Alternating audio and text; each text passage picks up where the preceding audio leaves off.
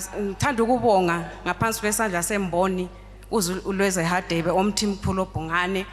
Ngibonga amandla alendawo, ngibonile amandla enkolo yalendawo. Masosha ngizofakazela insebenzo yesibili. Bengile 25 years ngihlushwa isilwane. Isilwane besithi masiza siye nami ku short right. Bese ngiyake ku short left ngiba nesilumo.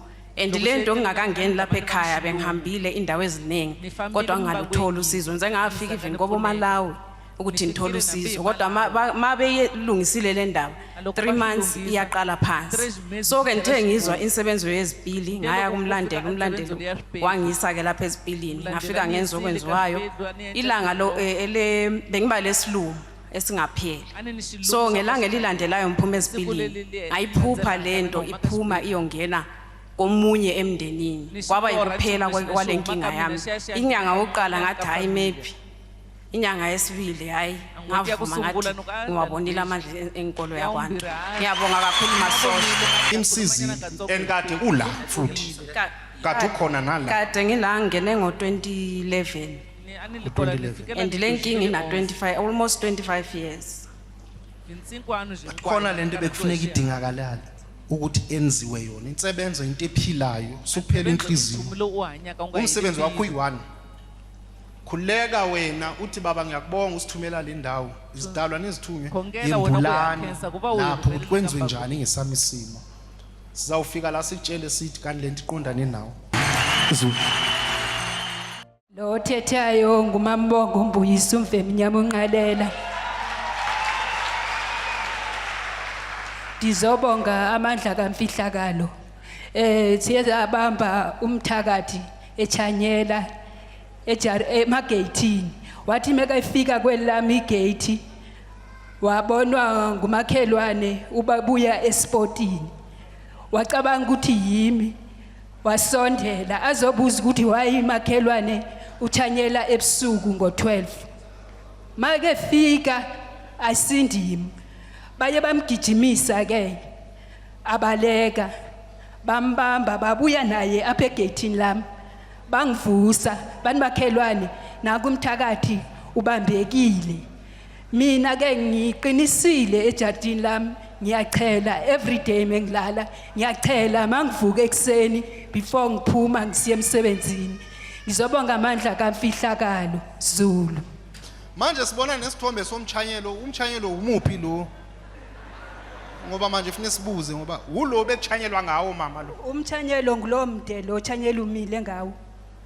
Ukhona bawushutile la. Nguye lo ngibuza wona ngoba sivele saboniswa nje isithombe. So umchanyelo umthakathi bechanyela ngawo. Yebo baba. Ngo12 ebusuku. Yebo baba. Egate. Hayi wathi mekefika kwelami wabanjwa ngumakhelwane engakachanyeli. Kulamanye amajaridi uchanyelile. Wathi mekefika kwelami umakhelwane wambona. Oh, in other words ke ngubani ungachanyela ngo12 ebusuku uyathakatha Muslim. So ngamanye amazwi ebeyenza lento yakhe uthe mayifika kweyakhe igate wabambeka. Yebo baba. Waze wabanjwa. Yebo baba. Kumchanyelo bewusebenzisa lo. Yebo baba. Fihlo yezulu ngoba wena uthi uqiyaqinisa kweyakhe indlu. Yebo baba. Akakhonanga. Yebo baba. Kwagcina kwenzekani ke ngalomuntu wabanjwa kwenziwani? Wabaleka baba sathatha umthanyelo ngawulethe ekhayeni. Okay. Wathi bahamba beyi6. Wacha wampora.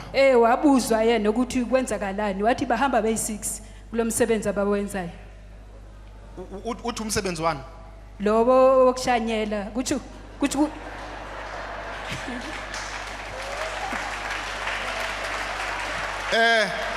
uthi bawu6 kulomsebenzi wokuchanyela ngo12. Yebo baba. Endlini zabantu. Yebo baba. Abanye asibazi ke baba engene kuphi kodwa thina sathola lo yi1. Abanye akabaza ahamba nabo. Bazange babengekho yena wayi1 kodwa wathi bayi6 kulomsebenzi wokuchanyela. Yebo baba. Ejardini zabantu. Yebo baba. Bengacelwanga. Yebo baba. Bengaqashwanga. Yebo baba. Nangumasipala. Yebo baba. Kuchanyelwa ngo12 ebusuku. Yebo baba.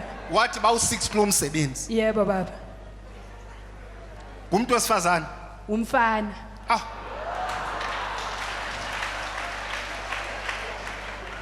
Akazi lutho ke lo. kusho ukuthi sebeyabhatala manje abathakathi beqiniso. Awubhatelwe lo kathi uhambe uyokwenza lento. Akasiuye lo ubhatelwe lo. Kathi uhambe uyosebenza. Akusingabanikazi bomsebenzi. Ngumfana. Yebo baba. Okay, so ziyasebenza mama ezinsebenzo zala o into engekho nje. Hayi ziyasebenza kakhulu baba, ziyasebenza. Yawabonile amandla kaMfihlakalo. Inkolo yakwantu. Khuleka mama. Kuhle masosha kuhle ome phambi kwenu umama uSindi uGininda kaSondaba uPhuthini umwelase ngilaphambi kwenu masosha ngizobonga amandla engiwabonile amandla enkolo yakwantu bengigula kakhulu masosha nibonile ubufakazi engangithulile obudlale manje nge-New Year Eve nge-31 ngangihamba nge-wheelchair ngasuka ku-wheelchair ngabhalansa nge-walker ngingakwazi ukuzihambela manje ngiphilile ngiyahamba ngi-right ngi-perfect ngiyagijima nokugijima nabodokotela bajabulile kakhulu ngendlela engipick up ngayo ngendlela engichacha ngayo ngibonga amandla enkolo yakwantu ngibonga isithunywa esikhulu sasekuphumleni ngibonge nezithunywa zakithi ezihlambulukile ngiyabonga kakhulu kwinkolo yakwabantu ngikwazi ukuzihambela manje ngiyahamba ngiyagijima sengiyajima nokujima ngiya-exercise ngi-right kakhulu ngi-right ngiyabonga. Igama lami ndinguThembani Mhlonitshwa. Ndingugaba umngqosi Ciwosha umuntu omlambo uThithiba umjobi. Ndikwangomzulu kolana napha kwaJolo umphankomo uqengebe othola umthokazi. Ndithi masosha ndiwabonile amandla enkolo yakwantu. Ndina 15 years pha ekhaya ndingalali. Ndithe noma utata uBhungano ekhuphe izikhali zokuqinisa emakhaya ndilala ngathi ndingumntana omncinci ngoku ubungalali for 15 years bekusenzeka ntata bezithi kazi 12 o'clock ebusuku bethola uvalo ithi bengathi khona endingayibona ngamehlo bezithi chomi zami hayi ngcono sisithela ibhodilo zotywala sibe 4 ukwenzela ntoni ndingabe nalo lavalo kodwa mangabe kufika la 12 ndivanga okanye ngakubetha u12 ndiva ngalantu bangabi khona into ekhoyo ngoku ndiyoyika ukhona intambo etsala umbane pha ekhaya ithi le ntambo lena xa igunqa ngathi igunqiswa lihashe xa nirhoba bekhaya ebendlini andiboni into le nto lena ingathi izapha kuma enhliziyweni lena endizama ukuthi ndiyawabulela amandla enkolo yakwantu for 15 years for 15 years emva koba uqinisile ngoku ulala ngathi ulusana ndilala ngathi ndilusana ngoku yo umnandi ngoku uya-enjoya ukulala yo enjoya kakhulu nangoku ndikhumbula ekhaya nje bandime apha nje yo ufuna ubuyisela la 15 years ufuna ubhatalisa la 15 years ufuna ubuyisela 15 years ndizama ukuthi ndiyawabulela amandla enkolo yakwantu ndiyayibulela nemboni yakwantu utata uBhungano umthimkhulu undlebe enhle zombili umashiya amahle umafuza afulele umashobadi inkomo nempondo zayo. Niyabona ukuthi sibuseke kanjani ukuba nale ndawo izwe likubusise tata hamba olala ke kuphindela kuwena uyolala kuhle masosha kuhle gama lami nguThembelihle wakanzimande kagwala kamphephetha niyancama isinko esikhulu sabangoma ngizobonga imfihlakalo ukholo wamasosha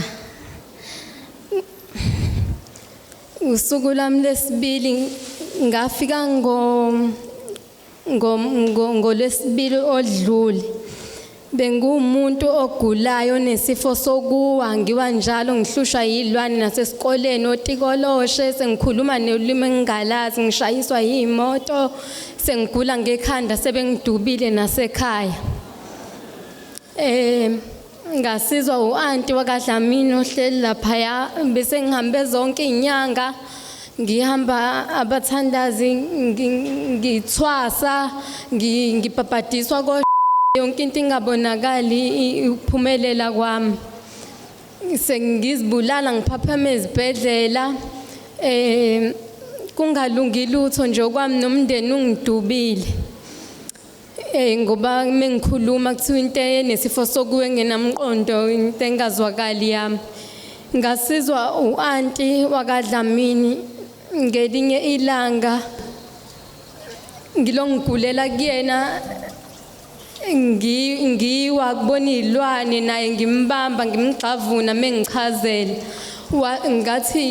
wathi ake siye esontweni asambe siye esontweni ngavuma ngoLwesibili odlule nomqondo wawungekho futhi ngigulile ngoba into eyenzeka nala ngiyibonanga nhlobo kodwa kwakusuku lweinkomishi kubaba uGadebe amanzi engawaphuza kwavuleka khona umqondo kancane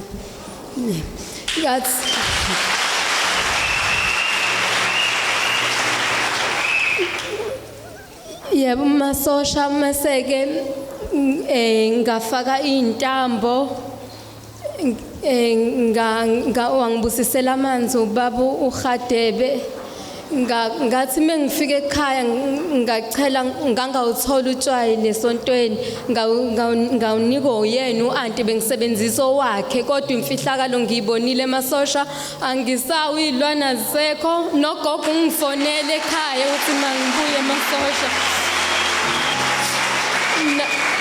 namaphoyisa bengenandaba nendaba yami yokulimala angifonelile izolo ukuthi mangilethe amafayili khona ngizothola imali yokuthi ngiyashayisa imoto lo khulumayo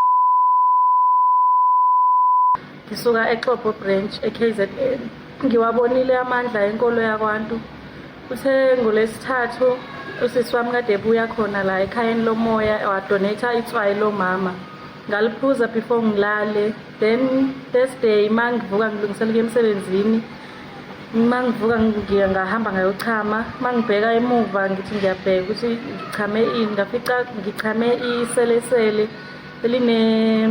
elinento ebomvu la emhlana ngazi noma bekuyintambo noma bekuyigazi so ngizobonga kakhulu phansi kwesithunywa sala ekhaya ngiwabonile amandla enkolo yakwantu Zulu igama uJola umphango omuqengebe ungwanya uthola umfazi Ndizobonga amandla kamfihlakalo phansi kwesandla sikaTata uMboni uZulezwe umakhulukhulu uDonga lomona ndiwabonile amandla enkolo yakwantu masosha ndizobonga impilo unyaka ka2020 nonyaka ka2021 undihlukumeze kakhulu empilweni yami uthe xaqala ilockdown lahluthwa sisilwane esifike silale nami ebusuku esisilwane sinihluphile kangangokuba bese ide yenzeke nasendleleni sithe xa sinihluphe sisilwane bese nihlupha phansi yonke imihla ndide ndoyike nokulala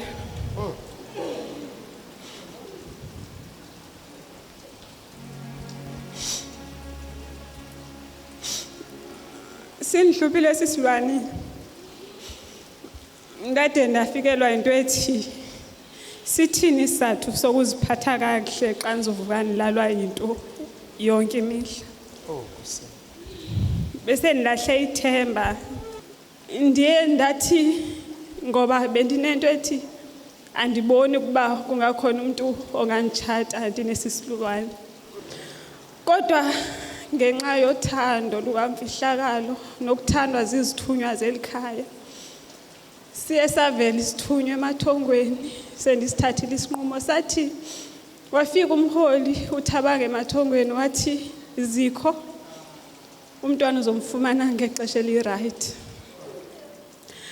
ndavuleka amehlo zafika izithunywa emathongweni zaphakama ngamandla ngoba bese ndilahlile ithemba zafika utata efika enthandazela emathongweni zitshintshana izithunywa kufike umlandela ngicela basebenzisa lena nalena ndaqhubeka ndalandelela ndabuyelwa lithemba ndaphinde ndakubona ukubaleka kokuziphatha kahle kwami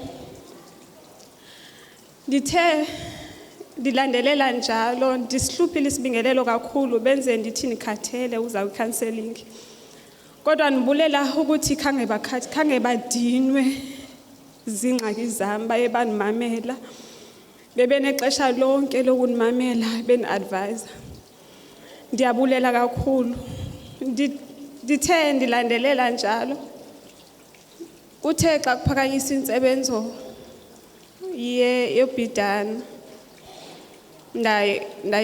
ndayikhanyisela ndayifaka ezandleni ngadoneyitha ibhanti lomama lithe xa ndiyolala ekhaya endlini kwafika into emfutshane nje engubhuti yathi uyifakele ntoni le nto but kube ngathi benifake ubhidane nasesinqeni kodwa siyesalwa yagqibela seyihamba ndilibonile utshintsho emva koko ngoku ndibulela ukuthi ndiyalala njengomuntu wonke andisahlutshwa